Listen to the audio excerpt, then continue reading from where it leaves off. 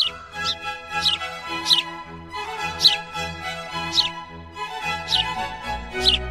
पास जरूर रोकता, क्योंकि मानो कहीं न कहीं अब रानो को चाहने लगा था। वहाँ टोटो रुका देख और भी चलने वाली गाड़ियाँ वहाँ पर खाने के लिए रुकने लगी।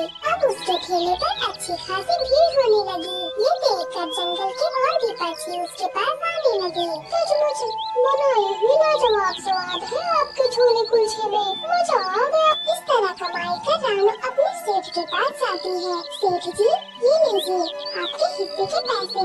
अरे वाह, तेरे छोले कुलचे का काम चल निकला। वाह वाह, मजा ही आ गया। उस रोज इतने पैसे देख कालू सेठ तो बहुत खुश हो गया। रोज रानू ऐसे ही करती। वो शाम को लौटते वक्त कालू सेठ के हिस्से का पैसा उसे दे देती।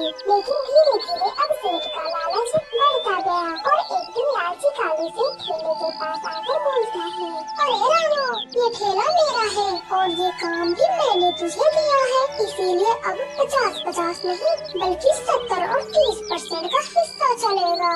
लेकिन कालू सेठ जी, ये कैसे हो सकता है? अगर मैं 70% आपको दे दूंगी तो मेरे पास क्या रह जाएगा? इतने कम पैसों में मेरे घर का खर्चा कैसे चलेगा? घर का राशन, माँ की दवाइयाँ, फिर उनका इलाज भी तो करवाना है। मैं तेरे माँ की दवाइयों का ठिकाना ही लिया है, समझी? तुम गरीबों की मदद करना ही बेकार है। चल अब जाओ और मेरे ठेले पर नजर मत आना।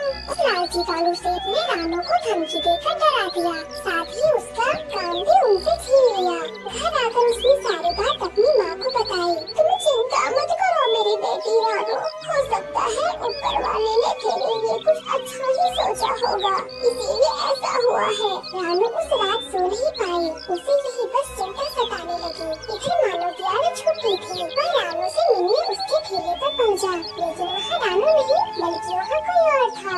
अरे यहाँ पर एक चिड़िया थी, वो कहाँ गई? यहाँ जो इस ठेले पर छोले कुलचे बेचती थी, उसे कालू सेठ जी काम से निकाल दिया। अब उसकी जगह मैं ही छोले कुलचे बेचूंगा। ये सुनकर मानव हैरान हो जाता है, रानो का जैसे तैसे पता लगाता है और उसके घर पहुँच जाता है।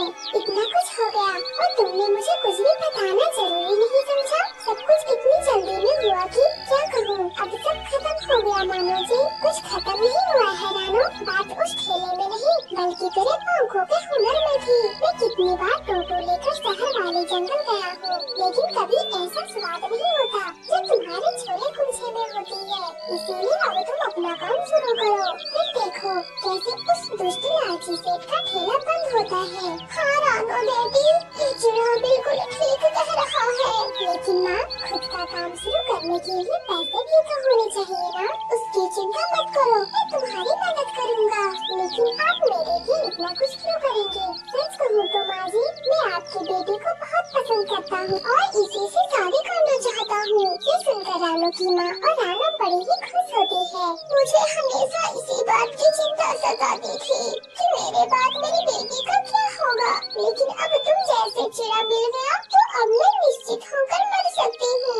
ऐसा मत कहो माँ। हाँ माँ जी, ऐसा मत कहे, आप हम दोनों के साथ ही रहेंगे। मैं अनाथ हूँ, इसी बहाने मुझे भी माँ का प्यार मिल जाएगा। ये सुनकर माँ बेटी की आंखें भर जाती है। अगले दिन से रानो अपना काम शुरू कर देती है, जिससे उसे अच्छी खासी कमाई हो जाती है और उसके छोले कुलचे के आगे लालची कालू सेठ के छोले कुलचे कोई नहीं खरीदता, जिससे कुछ समय बाद उसका काम बंद हो जाता है और रानो के पास अच्छे खासे पक्षी आने लगते हैं और वो खूब कमाई करती है। वो और मानव मिलकर माँ का इलाज करवाते हैं और कुछ समय बाद दोनों शादी कर लेते हैं और एक साथ खुशी खुशी रहते हैं। अगर आपको ये कहानी अच्छी लगी हो तो इस कहानी को लाइक करें और चैनल को सब्सक्राइब करना ना भूलें।